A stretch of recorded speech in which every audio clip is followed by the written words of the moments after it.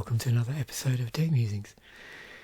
So, and I think I probably say this every week, interesting time in Standard, but yeah, I've done a number of sort of foreshadowings and previewed a number of things leading towards this really interesting point we're getting to in Magic, where, you know, sets are very much getting standardized with respect to their size and how things rotate, and the core sets have been tightened up, so we get a core set every year now. But also there's an interesting period, if we look forward, where there's a period in rotation where, for like in this example in 2010, we've got coming up July to September, we've actually got 2 core sets in Standard. So you get this interesting sort of movement, fluctuation through the course of a year, where, you know, post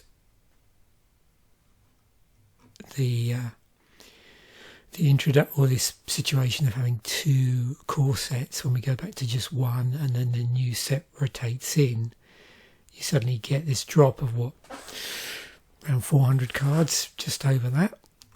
But what's interesting here, which is the period we're going to be looking at this week, you know, we're down to 969, so we literally just have the previous block, the whole of it, which is the shards block, a single core set, and then the first set of the new block. And so what we see is, of course, we just see these sets getting added in, and you can see here now a small set seems to have stabilised around 145 cards, where it is indeed a small set. So yeah, as we get stuff added in, so we see World Weight get added in, another 145 cards. Interestingly, Rise of Eldrazi, when that comes in, that's actually a large set. So we get 228, close to 229. And then, as I've said, you know, period where you've got both 2 core sets. So M11 comes in. So we get another 229 cards added. And then, boom, shards rotates out, M10 goes away, and then we're back to just a block, a whole block, which here, when we get up to this point, will be the Zendikar block, the core set, and then the first of the new set of the block, 229 cards again, and just rinse, repeat, on and on for quite a period of time. So, yeah, we have a certain degree of stability, card size wise, I suppose, in Standard. Now, of course, at certain points we're going to see a rising in the duplications or a reduction, just depending on the nature of the set and other things. But certainly, you know, it does tend to look like the most amount of duplications, no surprising, are going to occur when you've got 2 core sets. So yeah, I'm really looking forward to, now we're into this sort of period now where we've got the yearly core set rotation. And, you know, in terms of the most I was engaged in Magic, albeit, you know, kitchen table plus mainly, I suppose, Magic the Gathering online. You know, this is the most the period where I played the most Magic, really. So, you know, this period of consistency through here and beyond. Yeah, we've got some bannings to talk about later, but let's go back to where we actually should be. So we're going to be here, and it's Worlds. So yeah, we're going to look at the Worlds, and we're going to go for Naya Lightsaber. And the other thing I've noticed is, yeah, there's a lot more deck names that I tend to remember that aren't deck names that are what's the word? You know, names I've come to recognise from way back. This is, you know, a period where, as I moved into Nova Scotia, I was getting, you know, interested again in Magic and, you know, watching tournaments online. And so, you know, these deck names very much remind me specifically of that time. It's not deck names that I've come to know after the fact. And particularly this. And of course we're seeing a lot more now with, as we've sort of seen the effects of this block come out, you know, we're seeing a lot more references to shard stuff like Naya, Bant, Jund, those sort of things. But still, obviously, we've got references to two colours here. So, you know, over the course of Magic, as we've seen terminology come about with relation to how colour combinations are named, they're more likely to sort of turn up often when they're naming particular decks.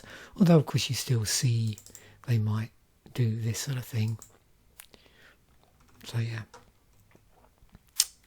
Right, let's have a look. So this is what, well, the top 8 plus day 1 undefeated, the field looked like. So yeah, top 8 deck, Naya Lightsaber, number 1. So we'll go through this in a moment the usual way. We've got a number of Jund decks here. Moras, another Naya deck, Bant deck, and then some Jund. And mono white tokens, why not? And then day 1 undefeated, Jund, something called Rampant Jund. There's a turbo fog deck in here. And a vampires deck, as we just had Zendikar come in.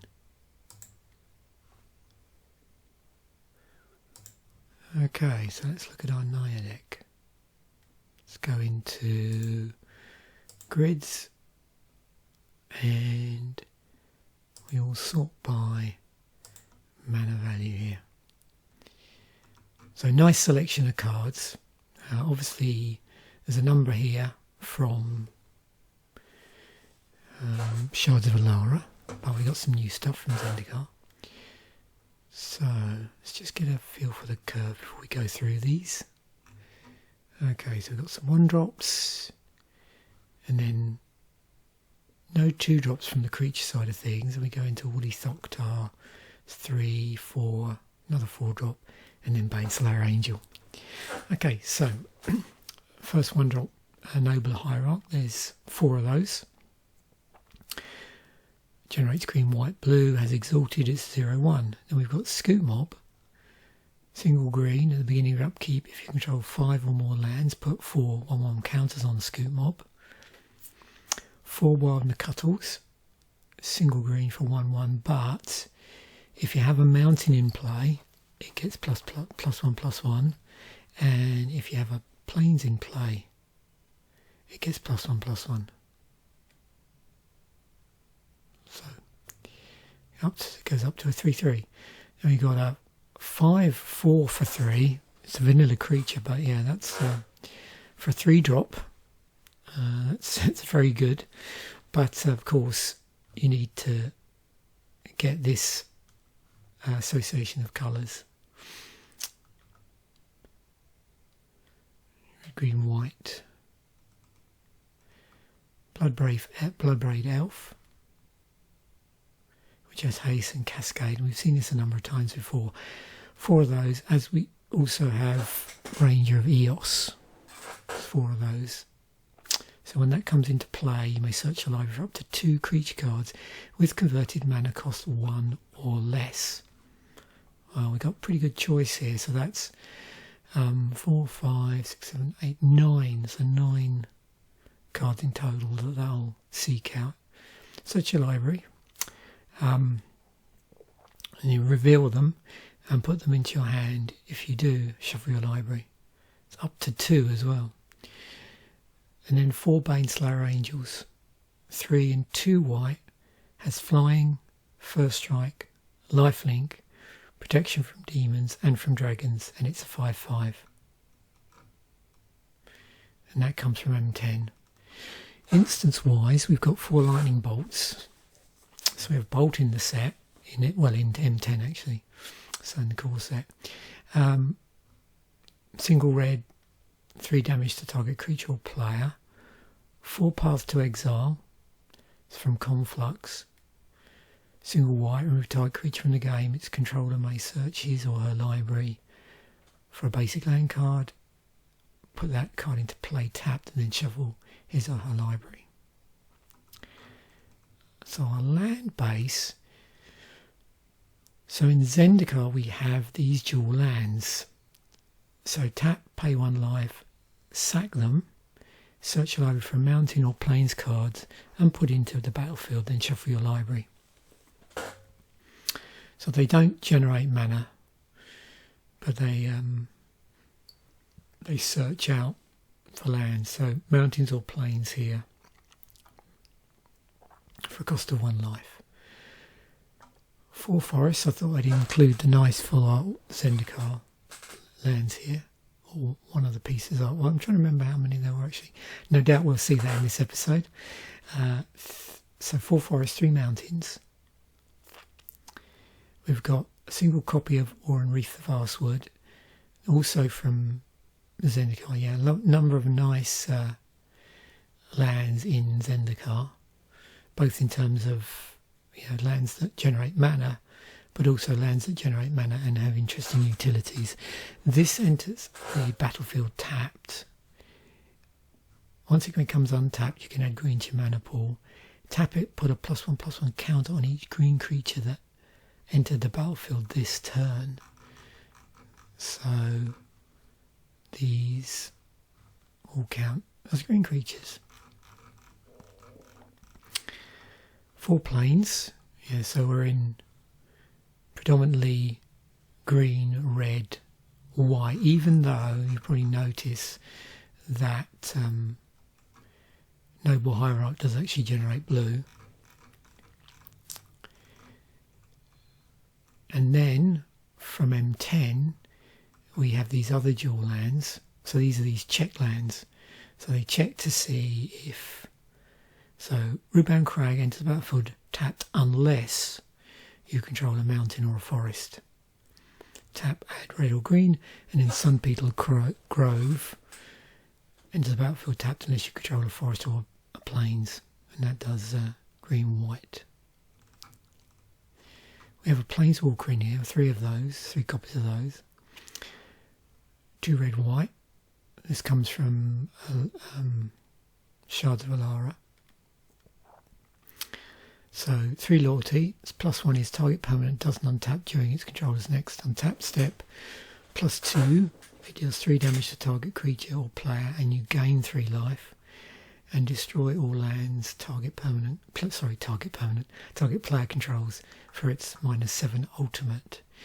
Now, there was another card in here, wasn't there? That yeah, so Baneslayer also has lifelink on it. So we're getting some life. What do we got in the sideboard? So we have 2 copies of Burst Lightning from Zendikar. It's got Kicker on it, Kicker 4. So you can pay an additional 4. So if you just play it without the Kicker, then it does 2 damage to target creature or player. If Burst Lightning was kicked, it deals 4 damage to that creature or player instead. We've got 4 copies of Celestial Purge, so 1 and a white, exile target, black or red permanent. 4 Goblin Ruinblasters. It's 2 and a red, 2/1 with Kicker, single red, has haste. When it enters the battlefield, if it was kicked, destroy target non-basic land. 4 great Sable Stags, 1 and 2 green for 3/3. Can't be countered. Protection from blue and from black. And then another copy of Ajani Vengeant if you need it. And you can see we do have quite a number of 1-drops and a pretty equal amount of a colour distribution here as well.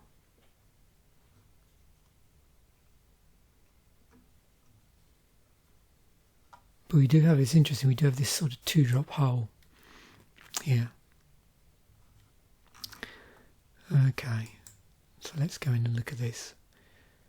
So you can see here we've got 8 different pieces of artwork, because rather nicely we have 4 of the usual sort of card formats, and then 4 of these full art ones. Now I think, if I'm right, up to this point, and I'll bookend or put to one side any promo stuff because I'm not sure about that, but I believe the only time we'd seen full art land was in the unsets that had been released prior to this. If I'm wrong there, please correct me, but that's my understanding, is that in terms of sets being released and full art cropping up in sets, it had been unsets. So these were pretty sought after at the time.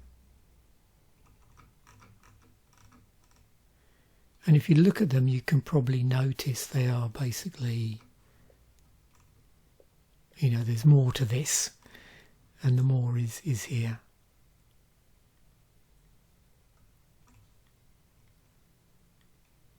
And you can probably see what parts it's showing more of, and which parts. Just trying to tell on there whether it's actually slightly zoomed in as well, if that makes sense. So I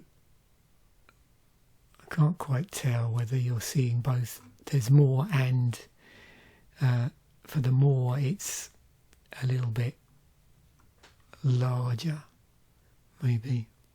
Yeah, difficult to tell. There's not much in it. There's the plains.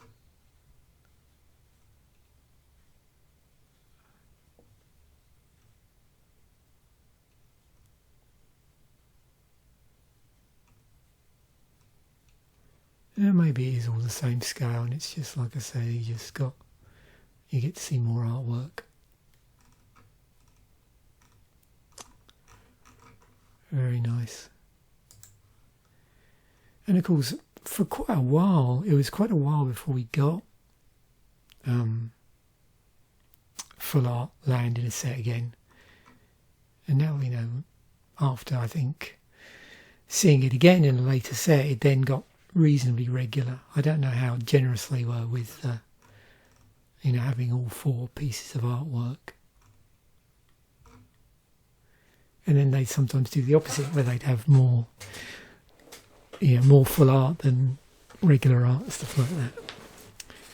So yeah, very nice.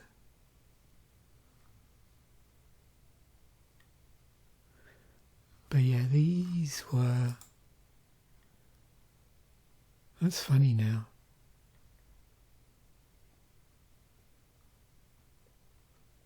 Wow. I didn't expect that.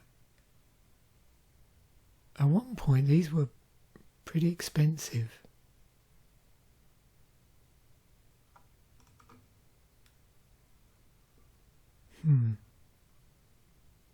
Strange.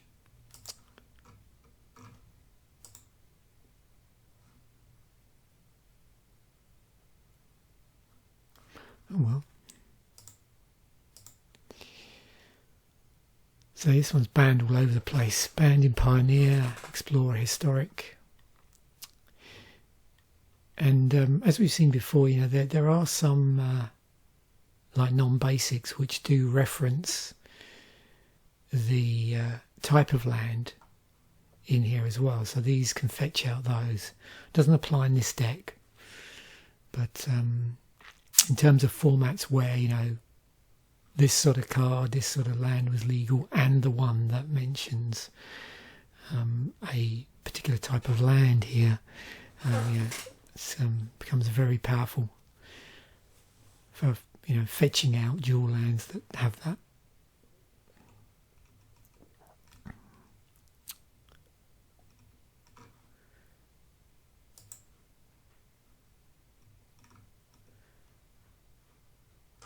So yeah, fetch land cycle.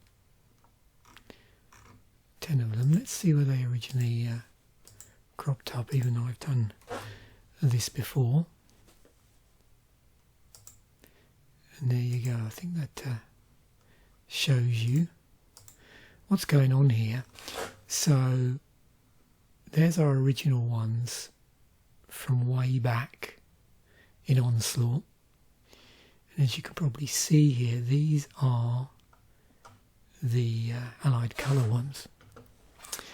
And so the cycle in Zendikar was enemy colours.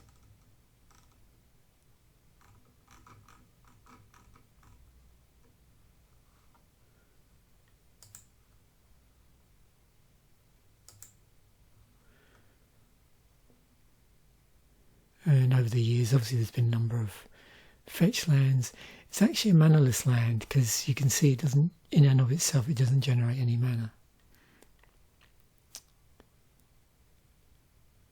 And the also the other thing to remember with this is the land that you track down goes straight onto the battlefield, ready to go. So they're pretty fast in that respect. You know, there's no delay in any part of this. There's no, you know, comes into play tap. There's no, oh, when you search the library, you know, the land you find comes into play tapped. There's no filter here. You know, there's no sort of, you're paying one life, so you're not paying mana. So you're using life as a resource. And in this deck, as you've seen, you're getting some life back through lifelink, and there's the, you know, there's another ability in there, isn't there, as well, that drains life from your, you know, from things. I think, what was it? The, let's have a look. There we go. Yeah, Planeswalker. Oh, she's not draining life, is it? And you gain 3 life, so that. So, well, it's a swap, so you're doing 3 damage, and then you're gaining 3 life.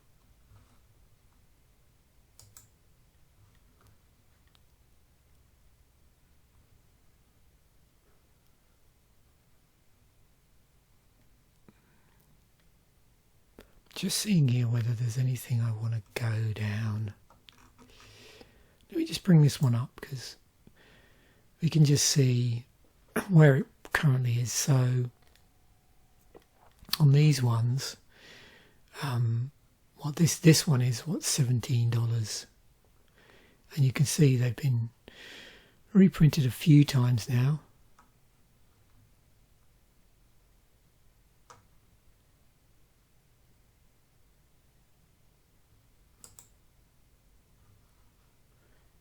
Let's just go in here,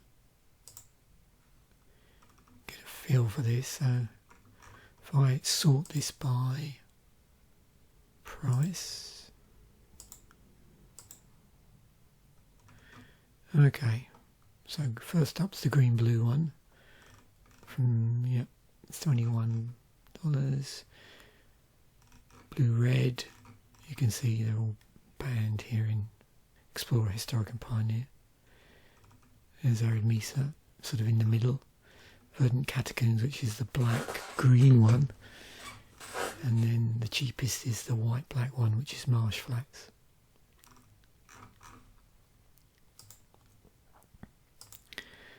Okay. Oran-Rief the Vastwood. It's been reprinted a few times. 136. Let's have a look. Yeah, these cycle of named lands, which is interesting. Yeah, I don't know if well, we'll see in a moment. I think they all fall into this category of virtually legendary because they seem to have a name, even though they're not legendary. Utility lands. This one gives +1/+1 counters. Synergy with green. Each green creature. Let's look at the full cycle.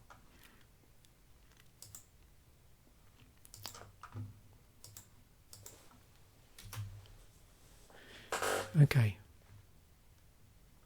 Crypt of Agadim, Emeria, the Sky Ruin, Magosi, the Watervale, Oran-Rief, and then Valakut. So they would each had a really interesting ability on them, I think. So this one is strange, both filtering of mana and amplification based on the number of black creatures in your graveyard.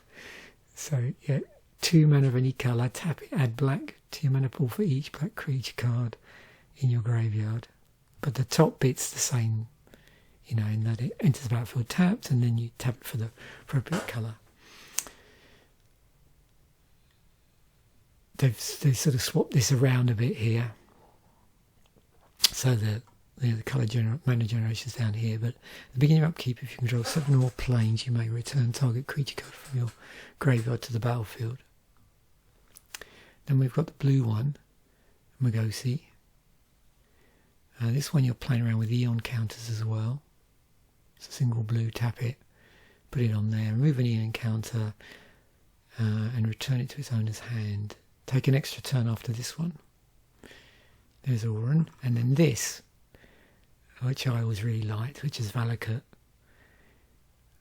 Yeah, so whenever a mountain enters the battlefield under your control, if you control at least 5 other mountains, you may have Valakut multi-pinnacle deal 3 damage to target creature or player. Tap, add red to mana pool. We'll have to see in a future episode if there is a Valakut deck floating around in tournament. There must be at some point, so I'll try and see if I can hunt that out. I think this also just by its very nature was just put into some red decks. The only problem is, of course, it enters the battlefield tapped. But yeah, we'll have a look in future episodes if we've got a potential mono red deck that this is in that we can take a look at.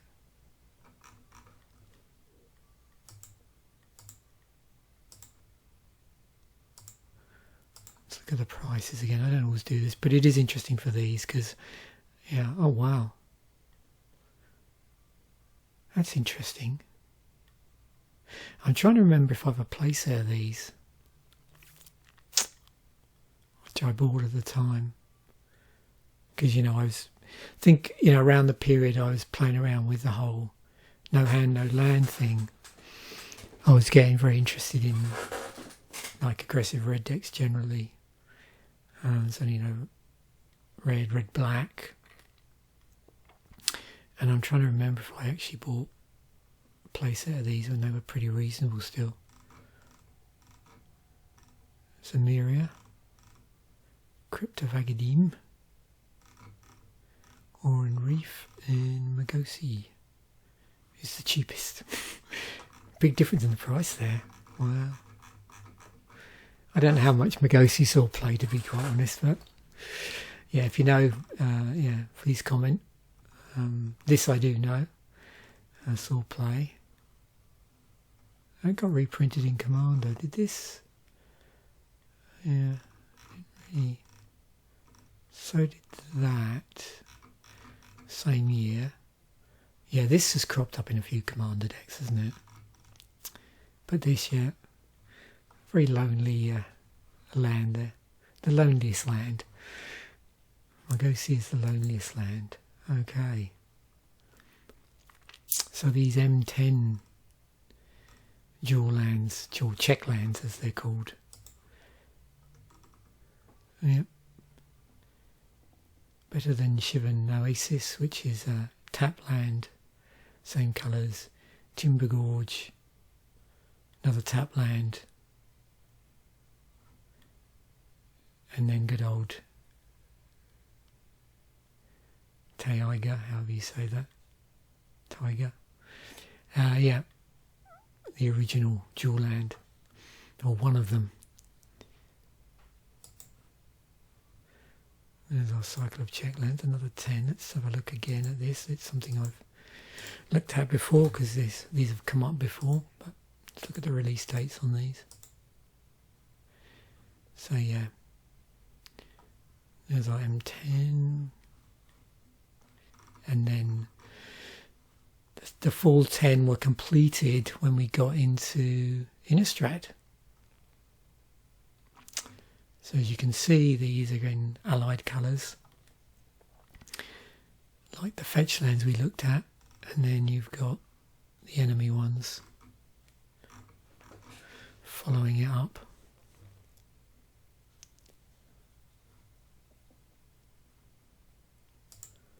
Let's dive in.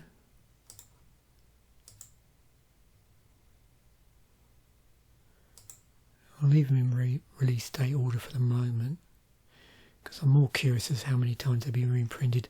I know there was a thing about reprinting these ones in the core set for a while. And then there was almost that switch over, wasn't there, where for quite a while it seemed like the tap lands, the common tap lands, kept cropping up in toolkits and in sets and various other things as well.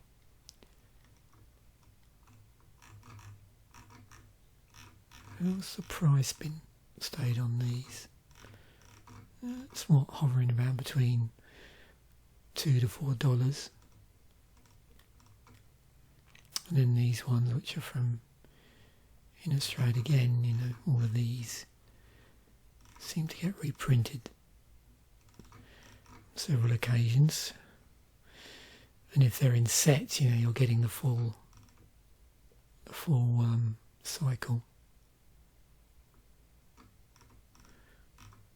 for the particular, you know, allied or enemy colours.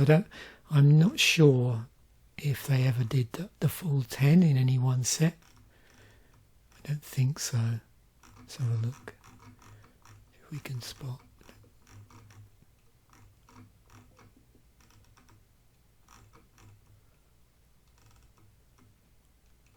Nope.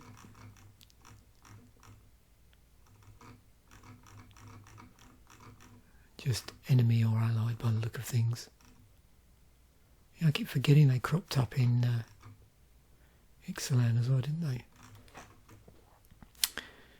And in terms of changes to the artwork, yeah, they changed it here. And then if you look at Innistrad ones, changed it for Dominaria. Interesting, yeah, they were. Okay, so these were printed in Ixalan, and then these were printed in the Lost Caverns of Ixalan. So in both instances, I'm trying to think that would... So what came? So M10, then into what? M11. I'm trying to think rotation-wise. It wouldn't have been the case. No, it wouldn't have been possible that initially these were in standard at the same time. And I'm trying to remember the time frame between Lost Caverns of Ixalan. Yeah. Let me know in the comments if anybody can remember if these, you know, the full cycle was ever around in standard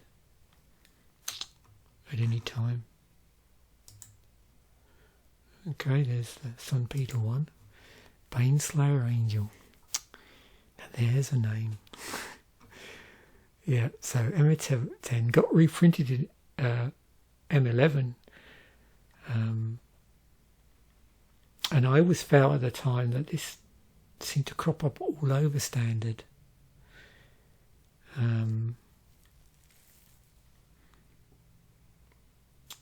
Just even during M10. But again, you know, your memory gets sort of deceived, and it could be just because it did end up going over into M11 as well. And it came back for this core set and was in the From the Vault Angels. I'm thinking of doing a slightly modified version of set musings actually about the From the Vault series, but I haven't quite decided what form it's going to take yet. whether I do them all, which I don't know if I want to do them all, but I may slow roll them. You know, it's almost like a special episodes of set musings where I sort of take a bit of a deep dive into the different artwork, like where the original one was printed, that sort of stuff. Because I was looking at the Dragons one and it looks really interesting, so yeah, that's a possibility of not so much a deck musings episode, but a set musings episode sometime in the future.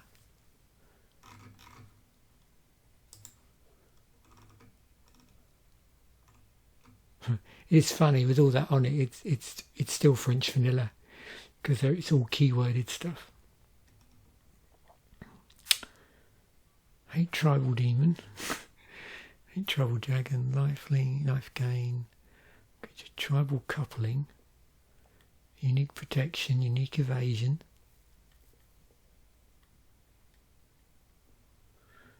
What have we got? Better than Rashka, the Slayer. Oh, wait, that's funny. It's way back. I'm using.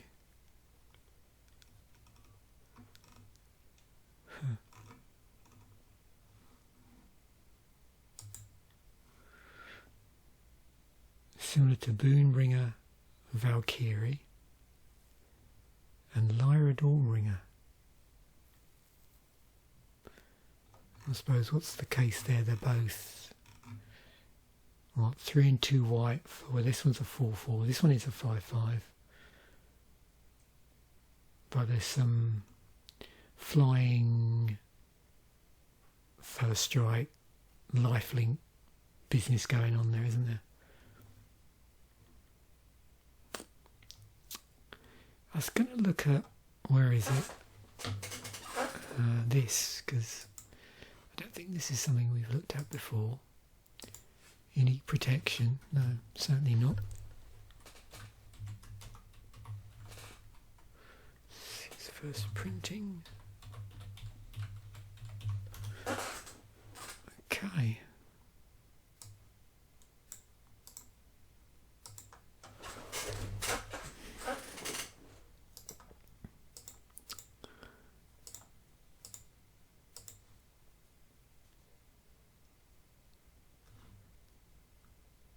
Oh, astral cards, funny.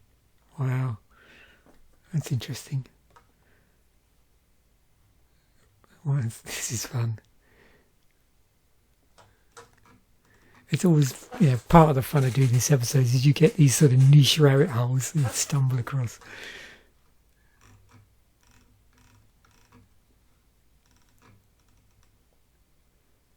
Oh, of course, this fella.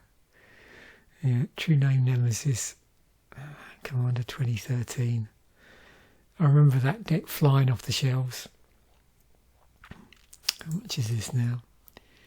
Oh, okay. Oh, they stuck it in. That's funny, they stuck it in Time Spiral Remastered. In a special frame. And it was put in Battle Bond.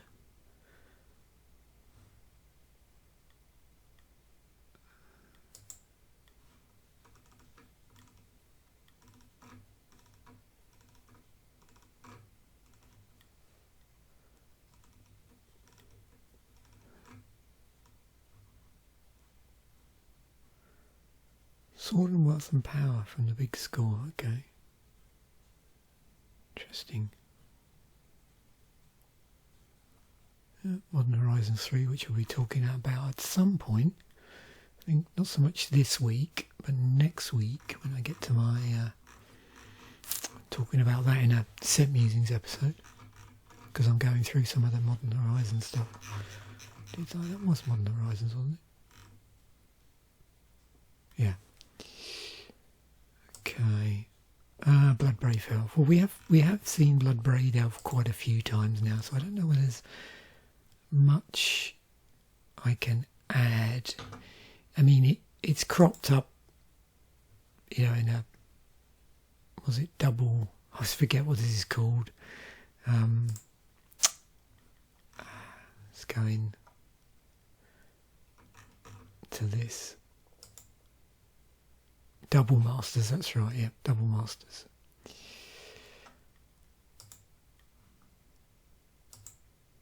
But at the time, I think I'm right, it wasn't. So the cycle it was in was, yeah, Uncommon Cascade. And then later on, it was used as a draft signpost card. And I'm not sure, you know, when the whole concept of draft signposts actually came in. I don't know whether it first appeared with core sets at some point. I know it's fairly... I always remember, rightly or wrongly, that it was definitely after, you know, 2010s. So it's been in the last... You know, it's been within the 2010s somewhere, but I just can't remember exactly where that became a sort of, you know, formally recognised thing. I mean, I'm assuming before that there was some alignment with certain cycles in terms of strategies, but, you know, as we've seen now, the cycle's particularly named as a draft signpost card, and in some sets there's more than one.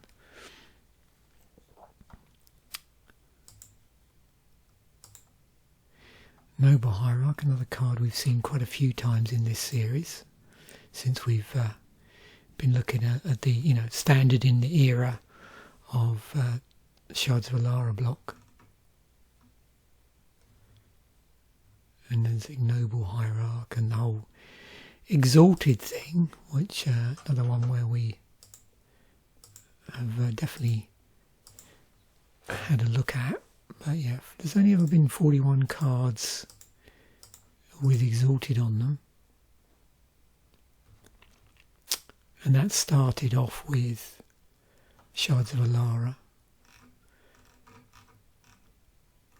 Then into Conflux, which is, you know, it's in the same block, but it is actually from the Conflux set. And then Alara Reborn. Now, I don't know if I've mentioned this, and it's probably been mentioned in a previous episode, not of necessarily of set musings, but when I've gone through, sorry, probably was mentioned in a set musings rather than a deck musings episode. You know, this thing, I often forget where, wasn't it the case that all of the cards, all of the spells, you know, it's creature spells, non-creature spells, whatever, everything in that, you know, apart from, you know, I can't remember what the land situation was, particularly in Alara Reborn, but it was a multicoloured set. There was no monocolour cards at all in this, in Alara Reborn.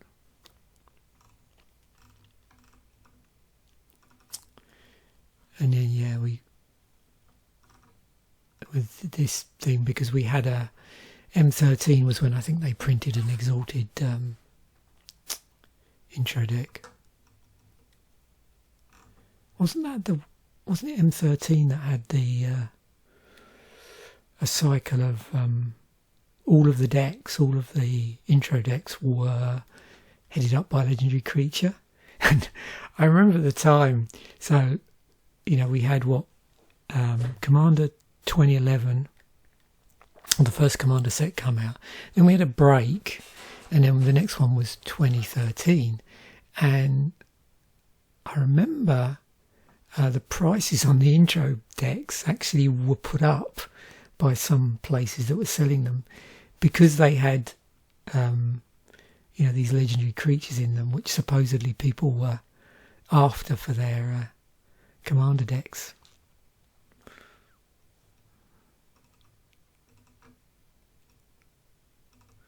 Because I remember that, you know, at the time I thought there'd been a price increase or something, but no, it was just purely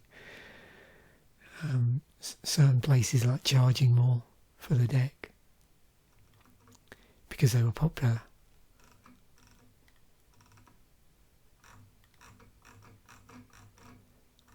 I remember that happening. I don't know if anybody else remembers where they specifically printed full art land in one of the later. It must be again sometime in the 2010s in one of the fat packs or bundles, and those sort of the price snuck up.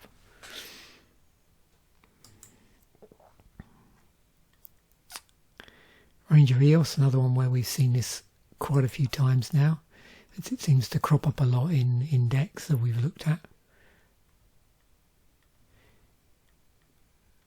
As I've said previously, it was an invitational card. In this deck's pretty cool because, you know, again, sometimes I forget that it does 2 creature cards, and so any weenie deck or any deck where you've got a number of smaller creatures, it's pretty cool.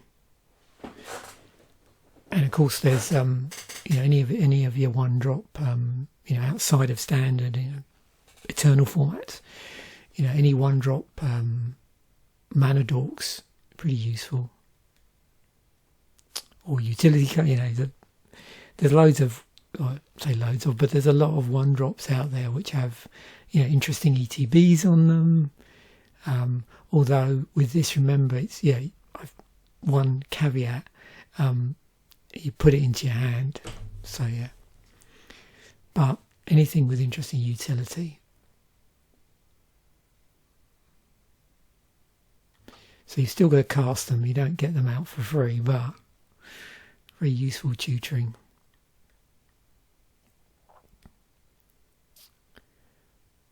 Yeah, fortunately it's just creature cards. Yeah.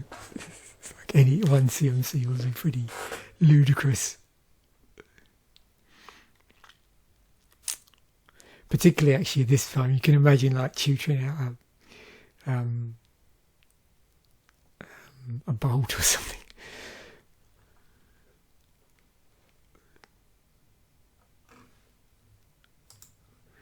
Okay, Scute Mob, Zendikar card. So we haven't looked at this at all yet. Okay, yeah. So we were getting into an era with Zendikar where we're in that block. We have landfall. It's gaining +1/+1 counters. Okay. So let's just have a look.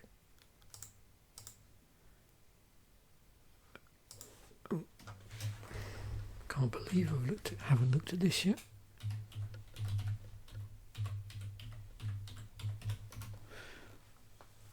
Oh yeah, nightmare. Number of swamps. So what I was curious about, maybe I should have just done, well, I'm going to scroll through them fairly quickly and then we'll go back through. I wanted to see at what point we get Zendikar appearing. So you can see we've got a number here from Future Sight era, around that block. There's M10. Oh yeah, the plane chase planes. Okay, so here we go, yeah, so landfall. I always have to double check because I have a bit of a blurry memory around like landfall. I'm always pretty sure it's in Zendikar, but I always have to check. Like I always have problems remembering, like, okay, what was in Zendikar? What was in World Wake? I know that in effect Rise of the Eldrazi was strange because it was a large set and it was a sort of, felt like a reboot almost.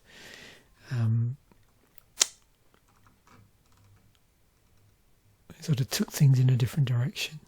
Yeah, so yeah, all of our landfall is in here, but so we've got a landfall card or a landfall synergistic card, which doesn't specifically have landfall on it. It's just checking to see how many lands you control. So if for some reason your lands get blown up, then and go below this threshold, then yeah, you can have a problem. But as you can probably see, there's no other lands matter stuff in the deck. So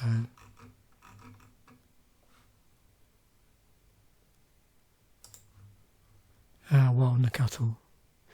So yeah, this, when I saw this, I found it definitely once made me want to experiment with, you know, red, green, white in various combinations, as this deck does.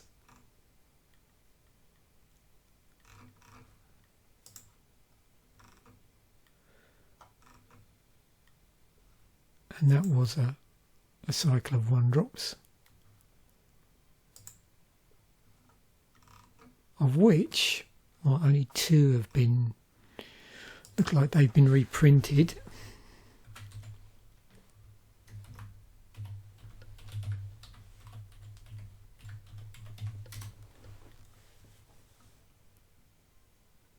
Interesting. So they pulled Goblin Mountaineer from Portal Second Age. Okay. So a Krasen Squire's Exalted on it. This one, okay, is mill, albeit 1 card. Whenever another creature is put into graveyard from play, you may gain 1 life. There's Mountain Walk and there's Wild Nacatl.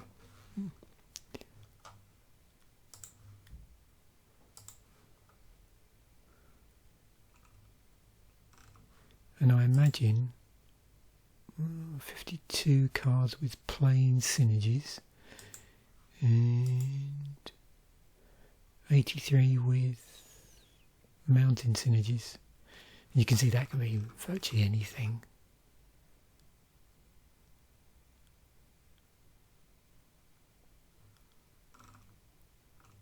Oh yeah, there's Claws of Valakut. Some pretty interesting stuff here, actually. Not surprising, there's lots of land here.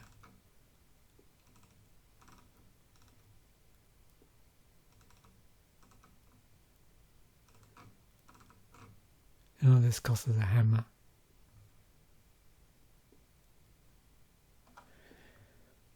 Yeah.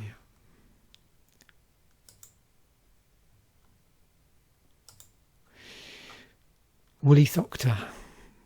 Vanilla 5/4 for 3. 3 different colours though, so yeah. So there was a 3-colour tricolour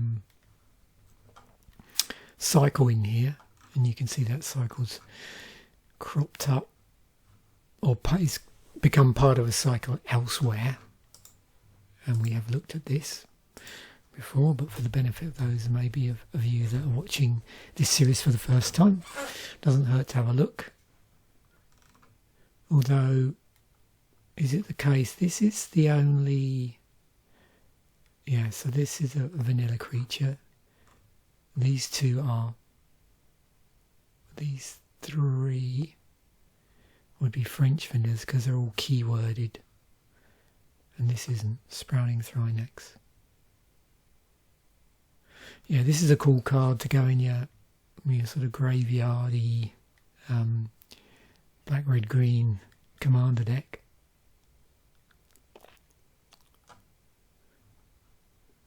Where you might want to sack it, get some tokens out. Ajani Vengeant.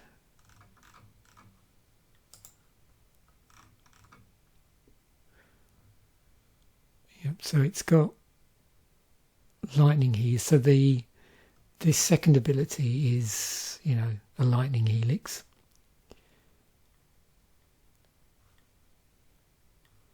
You've got first ability is free. I was trying to think what that's called. Freeze permanent. Target permanent doesn't untap during its controller's next untap step, which is an interesting thing to see. You can see it on Ajani, Frellies, Frost Titan, Lothos, Tidemaker, Tamio, and Twisted Riddle Keeper.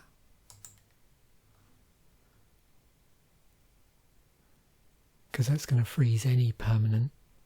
a lot of times, you see freeze might be specific type of permanent, but this one will do anything, any permanent. So you can, lock down lands as well, or freeze lands, should I say.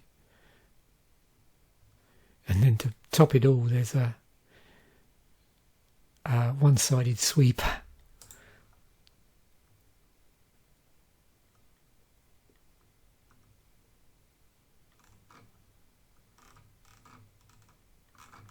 How many of those? 167. And again, it can take different guises. It can be an ability on a planeswalker. It can be just a single hit spell. It could be something on a creature, maybe. Could be an ETB, I suppose.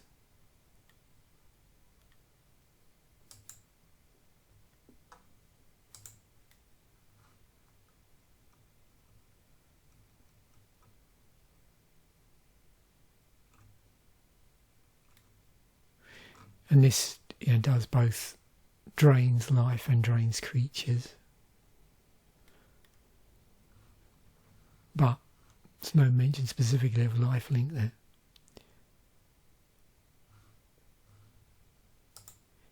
Drain creature, well, we got 60. And drain life, we have 318.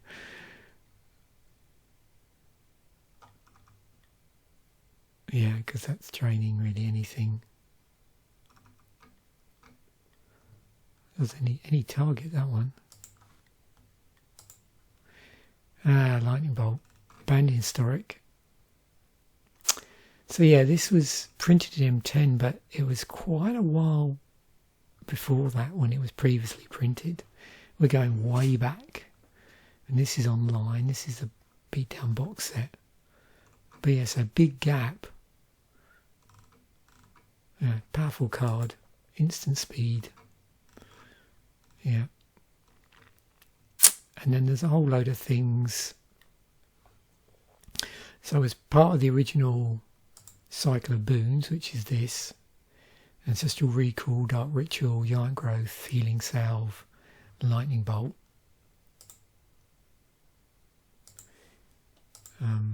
Not necessarily a very balanced cycle. As you can see, it's quite a big fluctuation in power utility, I think, between some of these. But yeah, nonetheless, I mean, obviously very happy if you open an Ancestral Recall, but Dark Ritual, Giant Growth, Lightning Bolt always brings a smile to my face. Not so much Healing Salve. And you can see they've been reprinted quite a number of times. I mean, Giant Growth. Yeah.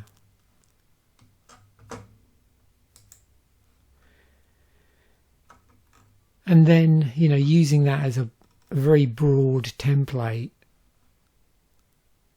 there's a whole load of cards which are, either slightly underpowered, that, often they might compare to. And of course, it depends a lot, really, I suppose, what sets it crops up in, in terms of, for this, obviously, 3 damage. So you're going to be interested in, like, okay, what's your toughness curve like on your creatures in that particular set that this might end up being played in, or a particular format at the time.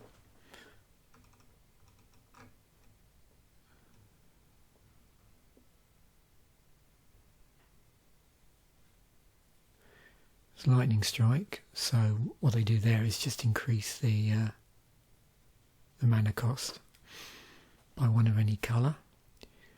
Rage Fast, all of these are, Lightning Bolt is better than these. Rift Bolt. It's 2 in a red, 3 damage to any target, but it has Suspend on it. Shock, which is the 1 mana 2 damage version. Strafe. Non-red creatures, so little bit selective there. Got Precision Bolt. 2 and a red for 3. So yeah, rather underpowered, or rather expensive CMC wise compared to a bolt. And you got Shard Volley, which has an additional cost of you got to blow up one of your lands. Sonic Seizure, to discard a card at random as an additional cost. Beyond that, it's a 3 damage, target creature or player, single red. And then we have Incinerate. So 1 and a red, deals 3 damage to target creature or player. Creature dealt damage this way can't be regenerated this turn, so you get something extra. It is still at instant speed, and it basically costs 1 more for that little bit extra.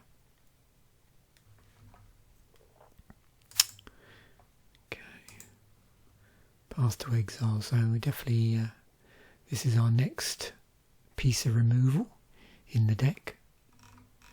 We've had this come up a few times. Yeah, removal creature exile.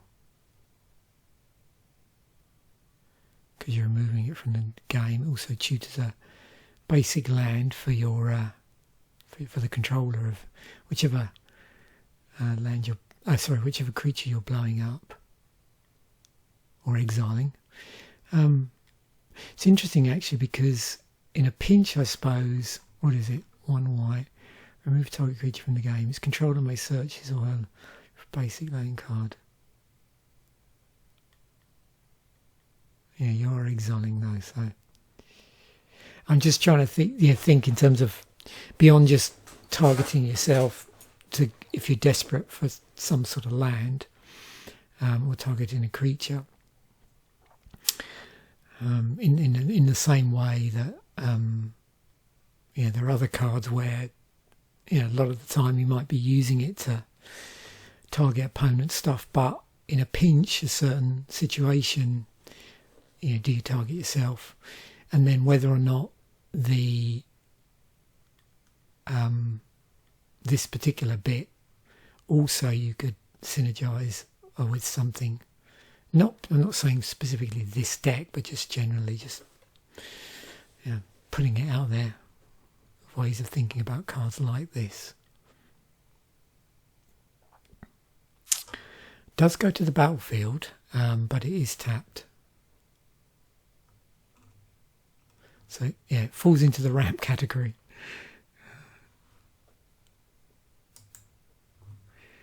Burst Lightning. So now we're into our sideboard. Because if you remember, Ajani, which we've already seen, was in the sideboard as well. So this is the first card that we haven't seen, that that isn't in the main deck, should I say?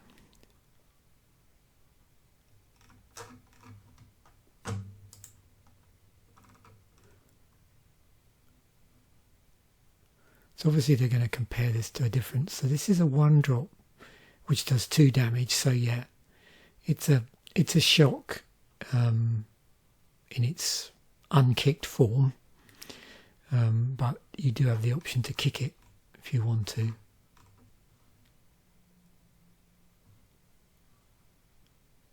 So Shivan Fire is another kicker card.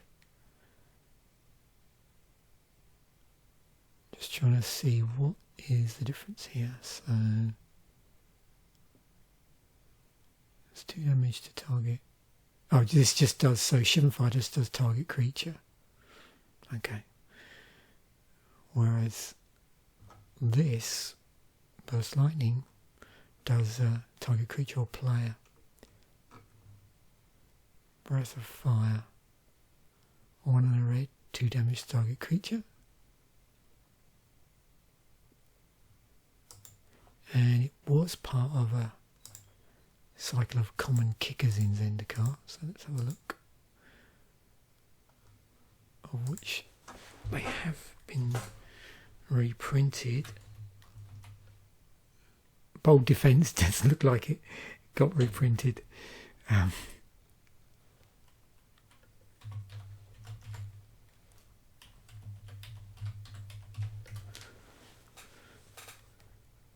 Okay, so bold defense into the royal, yep. Vampire's Bite, Burst Lightning, and Vines of Vastwood. Yeah, I definitely built a deck with this in it.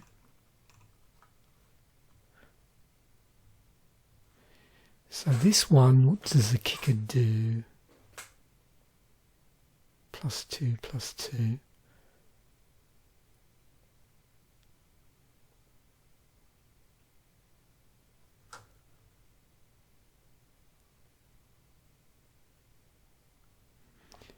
So I'm just checking to see what else did we get in here. Just trying to see how much this deck. So yeah, that was the only.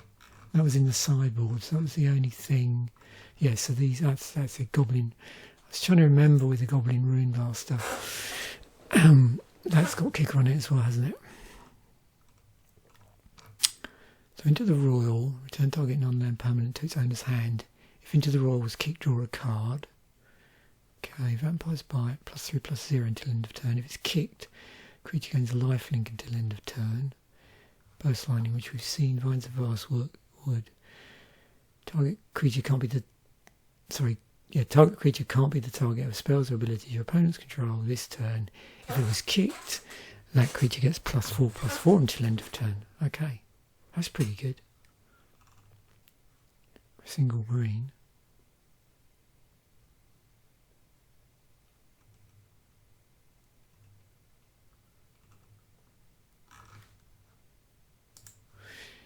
Celestial Purge, which we have seen. So obviously cards here going after specific colours of magic cards for specific matchups. And yeah, this is the one I pointed out, you know, there was a cycle in Conflux. There was one in M10, slightly different makeup. I'm swapping the cards out. M11, again, I think there's one change that compared to M10, and then MM2.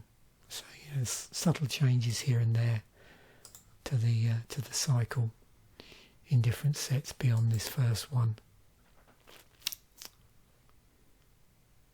And it is again being exiled.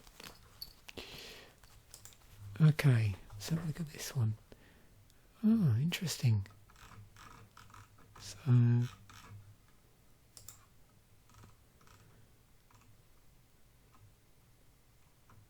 yep, so if it's kicked you get to blow up and blows up non-basic lands.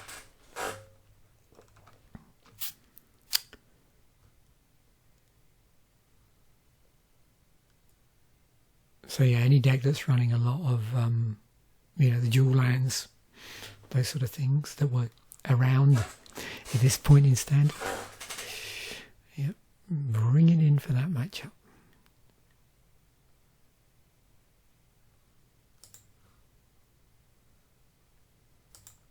And I'm sure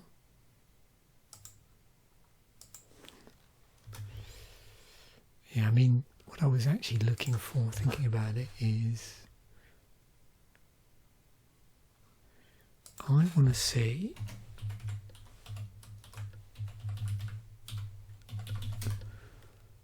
creatures with it on.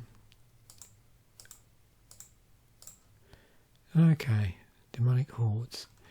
Yeah, you can sort of see why. It's definitely looking for friends from No Hand, No Land. I was just trying to think like how many, what sort of creatures came up in that deck that time. I think Helldozer, does Helldozer get mentioned in that series? I think definitely a lot of the cards we were playing were not creatures, or the mechanism by which they messed with the land was slightly different. They maybe locked it down rather than out and out blew it up.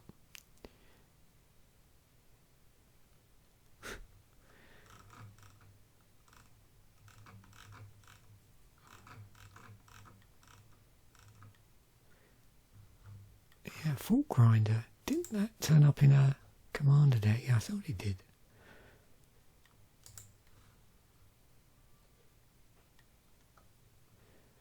Yeah, on the evoke creatures also got what's on the Numot. Yeah, acidic slime. Now Mold Shambler does any permanent, doesn't it? Non-creature permanent, that's it. So any non-creature permanent. Acidic slime does artifacts, enchantments or lands.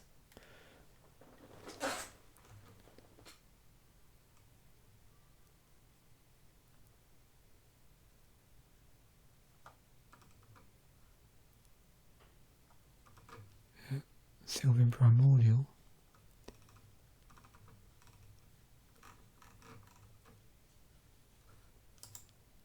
That's been, yeah, that was in 2013. This, I bet, yeah.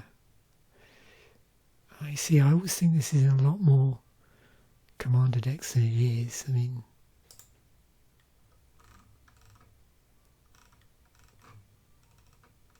there's a few, but yeah, it's one of those things where, again, sort of false memory. I just think it's in a lot more commander product than it actually is.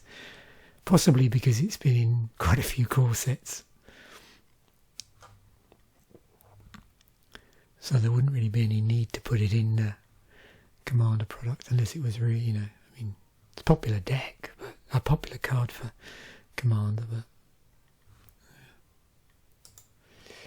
and Great Sable Stag, which yeah, it's been cropping up quite a bit, hasn't it, in decks we've been looking at, in tournament decks. Can't be countered, 3/3 for 3, protection from blue and black. We've certainly seen it in the sideboard.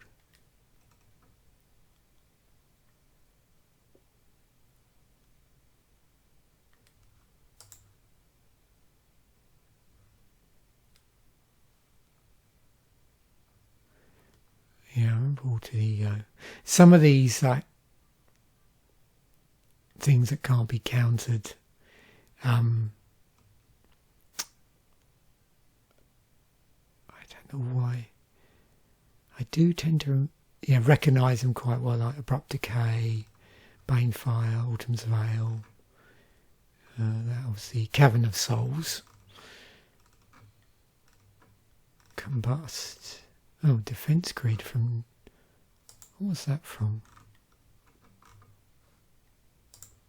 Originally. Urza's Legacy.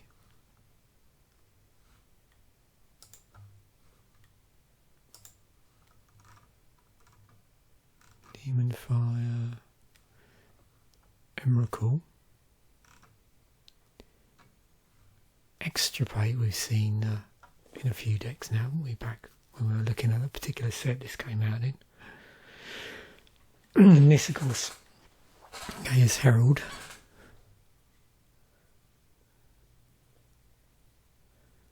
Stops creature spells being countered. Creature spells can't be countered. Wow. From there, I remember it from 10th edition. Not sure if I have a copy of that or not, actually.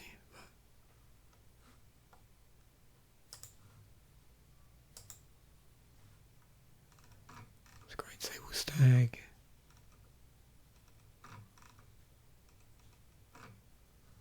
Oh yeah. Karavak's Torch. Where's that from? Mirage, of course. Yeah. Mirage. Yeah, at some point I always get confused. I got a feeling, I think it's Mirage is the one set of the, once they started to create blocks, that I didn't do in my set musings episode, so I've got to go back there at some point. Oh, Obliterate, yeah. Because it can't be countered and it blows up artifacts, creatures and lands, and they can't be regenerated, but it is 6 and 2 red. I think this cropped up in where's it gone? Wasn't that in, yeah, From the Vault Lore? That's interesting. For some reason I thought that was in the didn't they do like an Annihilation one? Something like that.